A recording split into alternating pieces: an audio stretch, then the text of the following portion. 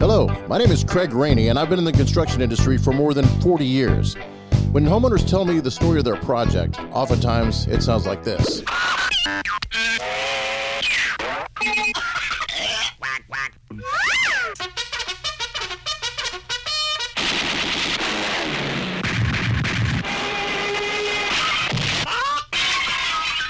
It doesn't have to be that way.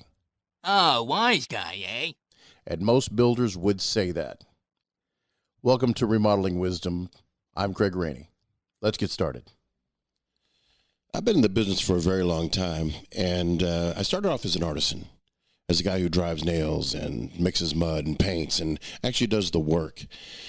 And as I grew in my experience and eventually started my own new build and remodeling company and found the different skills that was needed to become a good general contractor and one that would serve the needs of my clients and make sure that I protect their budget money and also their project. As I learned these things and perfected these things, one of the things that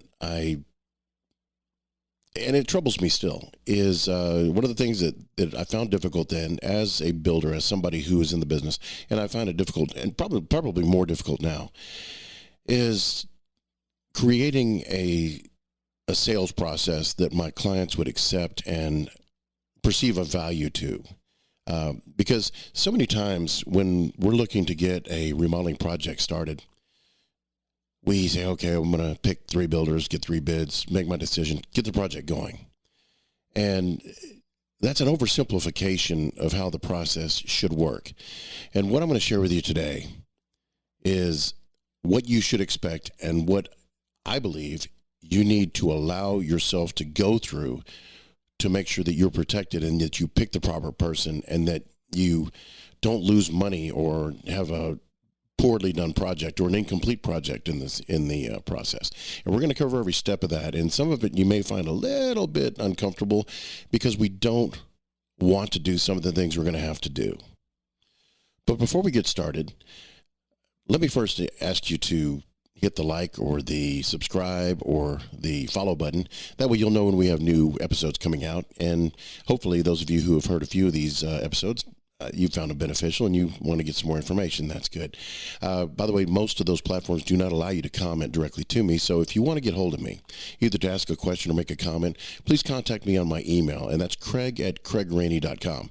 And you can send anything you like. Tell me what you think. Give me your questions. And by the way, a lot of the content that I come up with is based upon some of the questions I get. So I will answer that email directly, but I will also include many times that question as a future episode, because I feel that if you have that question, chances are there are a lot of others that have a similar question that maybe they could benefit from the answer. Now, for those of you who would like to cyberstalk me, and I do encourage that, you can find out everything you want to know about Craig Rainey at my website, which is craigrainey.com. Now, if you're more of a fan of the written word as opposed to the spoken word, and that is at texasbuilderblog.com or craigsbuilderblog.com. Either URL will get you there. Anyway, by the way, may I please say this? Thank you so much for selecting me to spend a few moments with.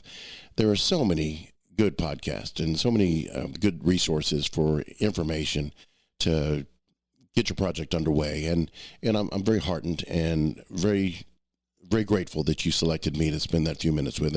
And I'm going to do everything I can to make that time as advantageous and beneficial as I can for you. So I appreciate it. Anyway, without further ado, let's get started. So whenever I talk about the process of the sales process, there's so much negative that goes into so many clients' minds and prospective clients' minds. Are like, I'm in the process. I've got to go through this sales thing with this guy or this gal, and I really don't want to go through it. Can't you just tell me how much it costs? Tell me when we can get started, and just email me, and I'll get you my answer. And that is, it's preferable if you don't want to be bothered, and none of us do. But it's also very disadvantageous. It puts you at the disadvantage.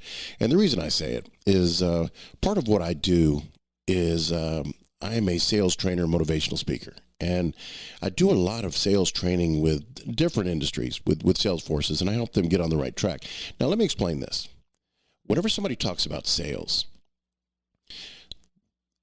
most of us, we have what's called it's a self-defense mechanism, but it's called the sales barrier. It's this wall that we throw up. We walk into a store and we've been wanting to get there all week, and somebody comes to us and says, "Hey, can I help you?" And the answer is, "Yeah, no, I'm just looking."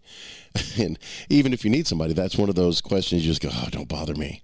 And this industry, the construction industry, is very similar, and that we want it simple. We watch HGTV. We go to Home Depot. All the materials and building materials and advice is easily accessible to us. So, and one thing too is the average quote professional in the building industry is typically not the most qualified to do it. It's almost it's almost a logo of the business that there's a junky truck going down the road and there are tools and nail bags in the back of it, because the lowest paid people do our construction work. So as homeowners and as people who we're learned, we have college behind us, we have a profession, we have a lot of life experience, we've got money in the bank. That's the reason we're able to do these things. We look down on these people as if, well, what can you teach me? What is it that you do that is so hard that I couldn't learn it or know it? I mean, you learned it. And in many cases, and there are always exceptions, ladies and gentlemen, I'm not bad-mouthing people. I'm in the industry. But there are exceptions. But so many times there's just no credibility to that builder who's giving you that proposal. You're just, yeah, okay. I've watched HGTV and I watch these actors and actresses. They build this stuff and they make it look easy and they explain it, and it seems pretty straightforward to me. Well, I would caution you on any of these building networks, HGTV, DIY, Magnolia Network, whatever it may be. That's entertainment. These are actors, and they're entertainers. That is fantasy land. That is not at all representative of the building business. And I've talked about this at length, and I don't want to belabor that, and we're not going to. What we're going to talk about is what you can expect.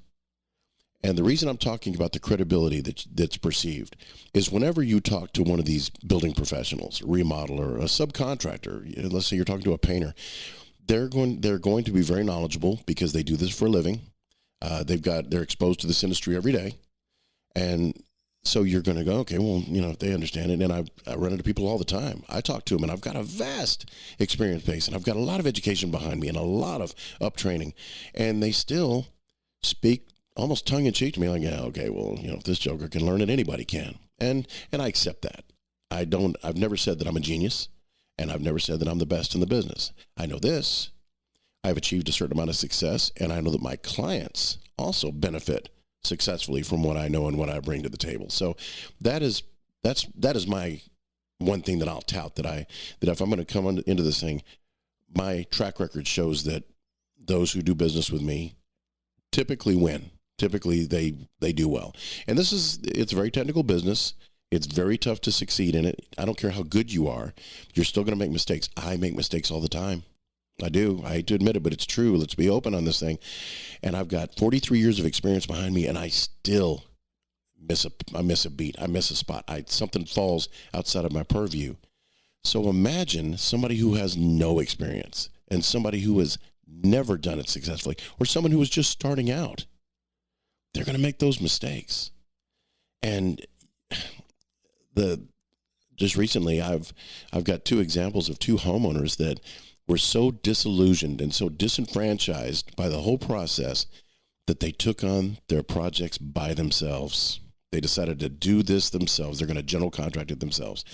One of them, and let me back up a little bit. The reason I know about these folks is because one of the things I do in my sales process is I rehash. I go back to those contacts I had months ago to see where they were in their project. Hey, so have you broken ground yet? How have things been going?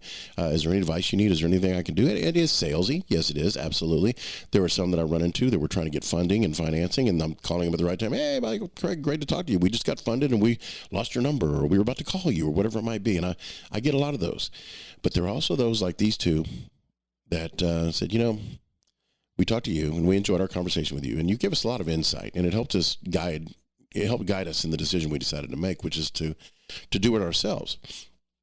And those folks, these two in particular, one's a brand new house and one is a large scope remodel, complete renovation. And I'm not gonna go into a lot of detail in this, but I will tell you this: both of those ended in failure. And the reason I say failure, and I'll define the failure in the new home situation. This particular client, he finally settled on a building contractor, and he went with the lowest bid. And he hired this building contractor, gave him a large down payment. The guy started the job and then walked off. And it turns out there's several other of his clients that experienced the same thing. And in the case of the remodeling contractor, he started off with a bid, and I'll just tell you, his bid was about $200,000 for a complete renovation, which is a tad low for what he wanted to do, but yeah, that's what he had, and that's why he decided to do it himself. And he's still working on the project, and he is on track to be closer to $400,000 to $450,000 for the total project. And there are a couple of reasons for that, and we'll cover that. If not today, maybe at a later episode, but I don't want to get too dark on this thing. Let's go back to the process. Now, the reason that these two prospective clients are where they are is because they decided to shortcut the process, the sales process. And so that's where we're going to start today. The sales process for a remodeling contractor or a building contractor typically is this is the process. They will, if they don't get your name some other way, a lot of times they'll get on with a search engine such as Angie, Home Advisor, House, Thumbtack. There are several of them out there. And so what happens is these builders are vetted. They do a background check on them. They put a site up, and then they say, okay, we're going to start sending you leads based on what you do for a living, whether you're a window contractor, you do kitchens and baths, or you're a large scope remodel like I do, that kind of thing. And then what they do is they will send leads to you. And these leads cost the typical builder between $100 to $400 a lead. That's per phone call. And so every time that, if you're on one of these services and a builder calls you, they just spent between $100 to $400 to get you on the phone.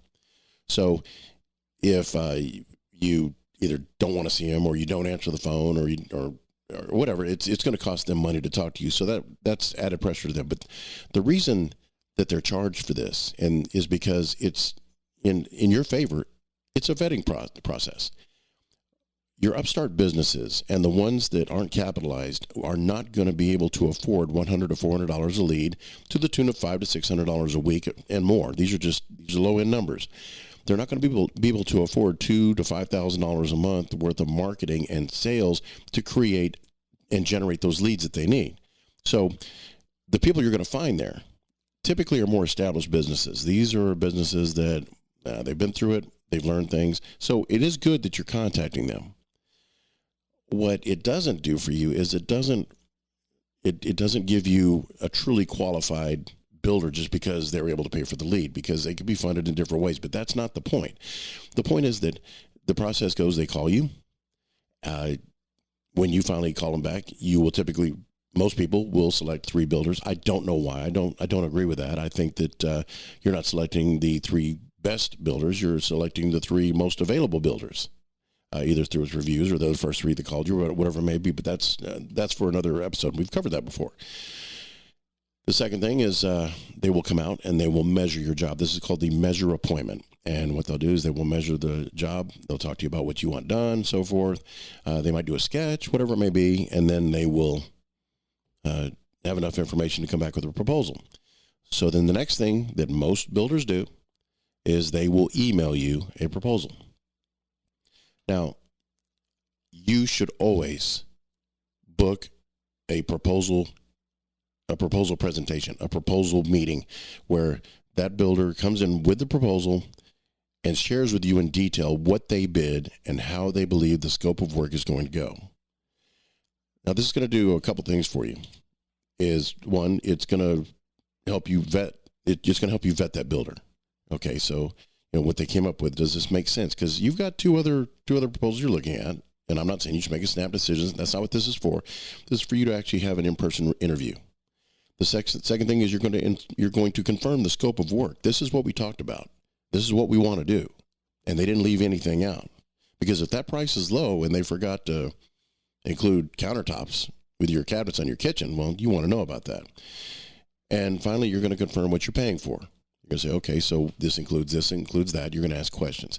Now, from the point of view of the builder, this is an opportunity for a sale. This is an opportunity for them to get you to sign on the dotted line, cut them a check, and they got the job.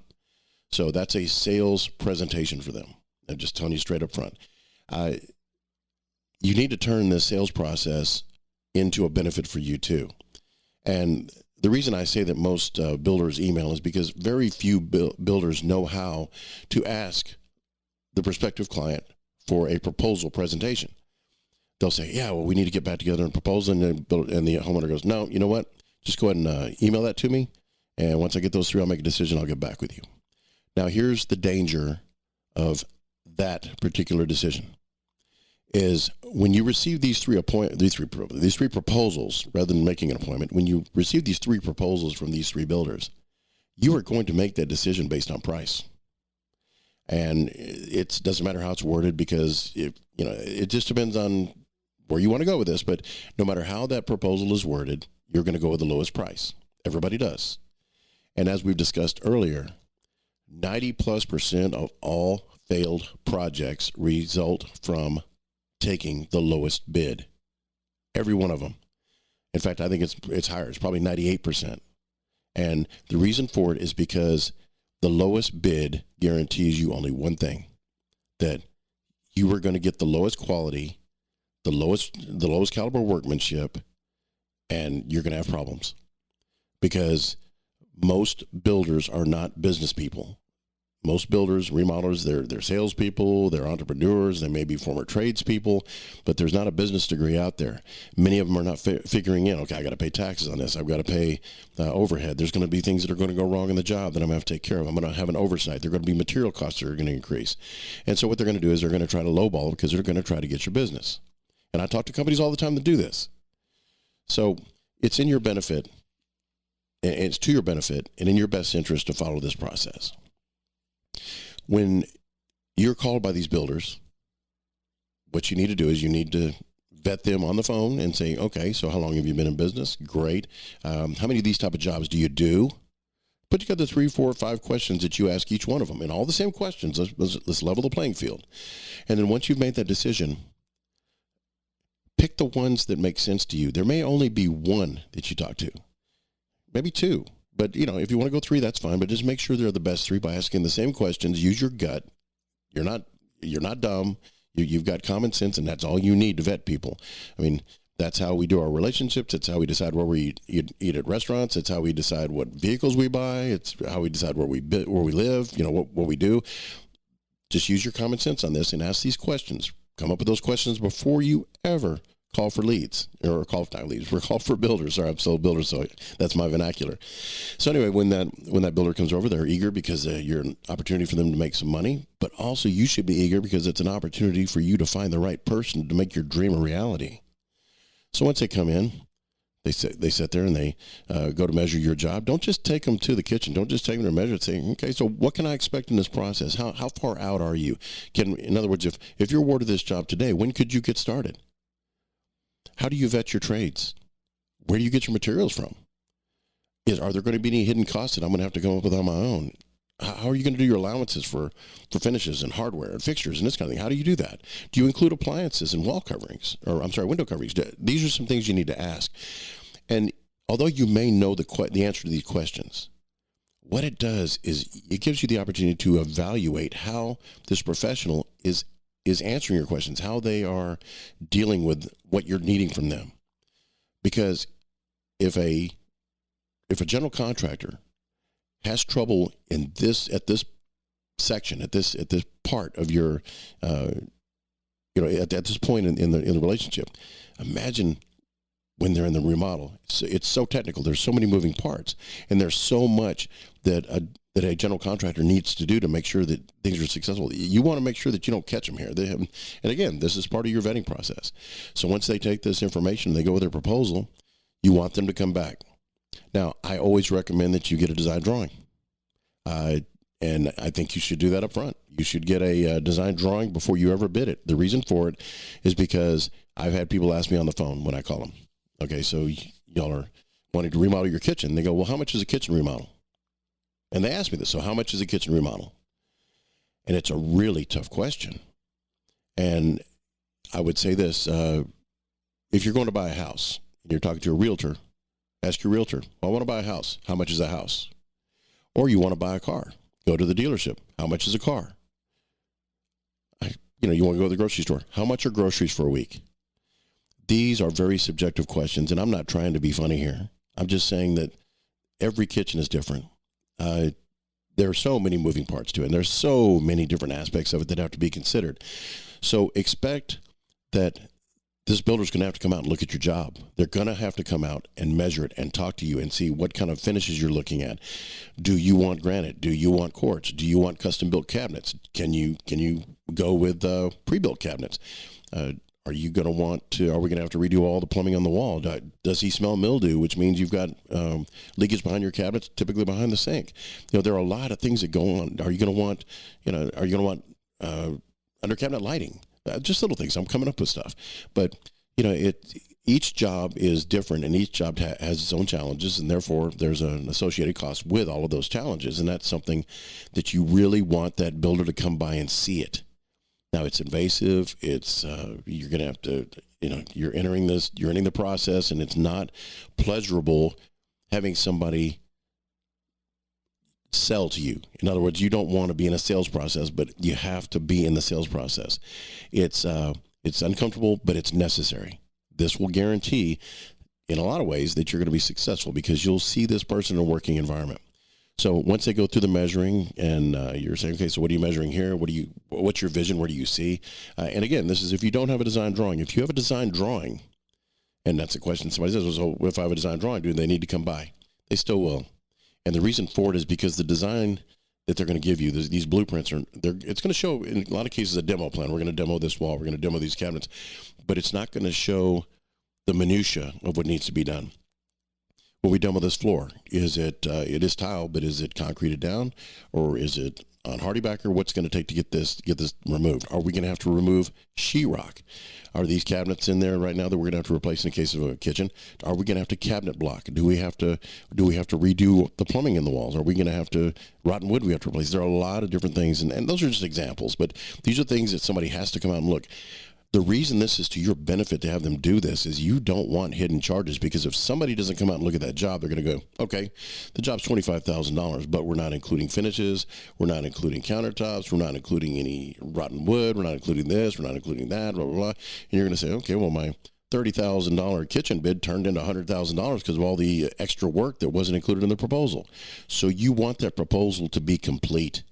You want to make sure that there's nothing missing. Even on your finishes, give me an allowance item on it.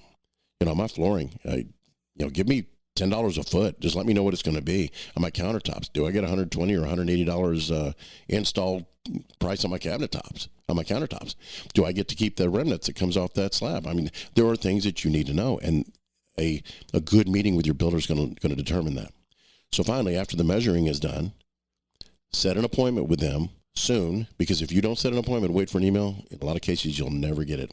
Ladies and gentlemen, I know for a fact that 80% of all of these measures turn into nothing afterwards. You don't receive a thing on email. You don't receive a call back. You don't receive anything for various reasons. A lot of times it's irresponsibility, but sometimes it's just they're so busy, like, this job just really doesn't appeal to me, so I'm not going to get back with you. So set an appointment. Okay, I need you to come back. How long is it going to take for you to put this together? And don't give them more than a few days or at max a couple weeks. This doesn't take long. This is what they do for a living. Okay, so make sure they come out. Again, this is a chance to vet them. How quickly can you put together a proposal? Because if it takes you a month to put a proposal together, or I don't hear from you for a while, well, what are you going to do on my job? This is all giving them a test run. Let's take a sample package, all right? Come see me in 2 weeks. I want a complete proposal, pricing, and everything else, and we'll let you know what we think at that point. And that's what you do. It's another chance for you to vet that contractor.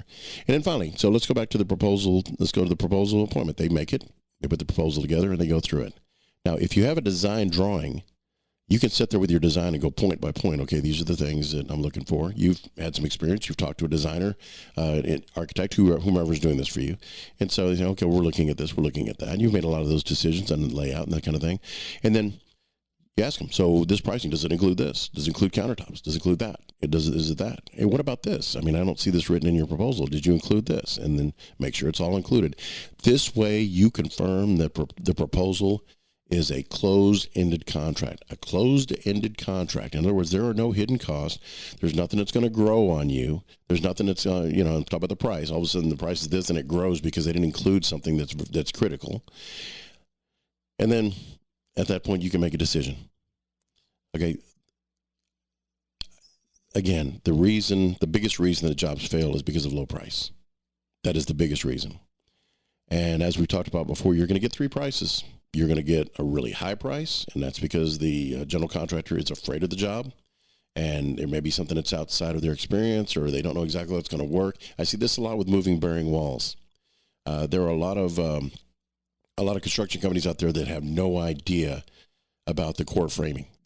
Framing, for some reason, it seems like back when I was a kid, we started off as framers, but now it's not so prevalent. Most of the builders have very little, and I'm talking about the general contractors, they have very little real world experience. I worked with one guy, and he was on a big company out of Houston, and his construction background was building decks. That was it. And in the construction vernacular, anybody that's in the business knows that if you're a deck builder, you are the least qualified of any carpenter in the industry. If you're a luxury home framer, you've got chops. You're good at what you do. And so that's the scale. And this is one of those guys that he had very little construction experience. He was a helper on a deck building crew and then decided to go in as a general contractor. He was really good at sales. Pardon me. And so you're going to see that a lot. You're going to see that kind of thing. So make sure that you're using the sales process to vet your trades. To repeat what I said earlier, use the sales process, and that's what your remodeling contractor is calling it. It's a sales process. They're going in, they're going to make first contact, they're going to do a measure appointment, then they're going to do a proposal appointment, and hopefully they're going to earn your business that way.